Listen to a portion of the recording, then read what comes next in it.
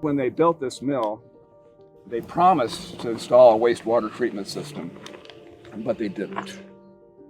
What they did then is they went out and they bulldozed the native gravel into berms that are about 10 or 20 feet high. Their purpose was strictly to retain the wastewater, let it seep into the ground rather than being discharged into the river. That habitat, that 1 mile area, that's now full of industrial waste.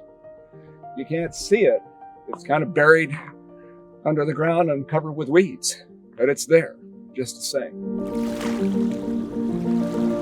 I mean, when we're talking about dioxins and furans associated with the bleaching plant, those were ubiquitous. Those were kind of everywhere. Dioxins and furans, even at a very, very low level, can have significant ramifications for the prevalence and the likelihood that someone will have cancer. I think that's a key factor for why it's important that we clean up Smurfit. Cancer. It doesn't look too bad, but you can't really see dioxins and furans, and cancer doesn't show up for a while. And so just because this river isn't on fire right now doesn't mean that it isn't having health impacts on people and big impacts on the ecosystem. I mean, there's a do not consume fish advisory for this whole reach. So the Clark Fork River is in the heart of our ancestral homeland. It's a travel corridor. It's important fisheries. It's important for our wildlife. It's got one long cultural site. When you talk about being the inhabitants here for 30,000 years, you know, that's where people lived and moved. So it's ancient. It's old bones. It's the headwaters. Salish people and the Gillespie people and the Kootenai or Kasanka people, they entered into a treaty with the U.S. government, and the treaty was that they would secure usual and accustomed harvesting, fishing uses on all of their Aboriginal land. When you talk about securing a treaty right for fishing, the assumption is that fish would be safe to eat forever. You can't eat the fish anymore. It's not safe. It's really a negative thing.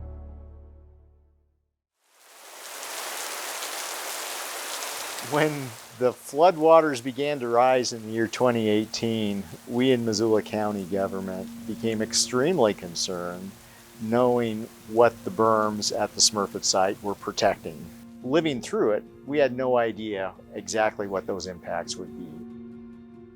The concern was that if the floodwaters would degrade the berm structure enough such that the Clark Fork River would have direct access to the contaminants on site, that this could very well create an unprecedented environmental disaster in western Montana.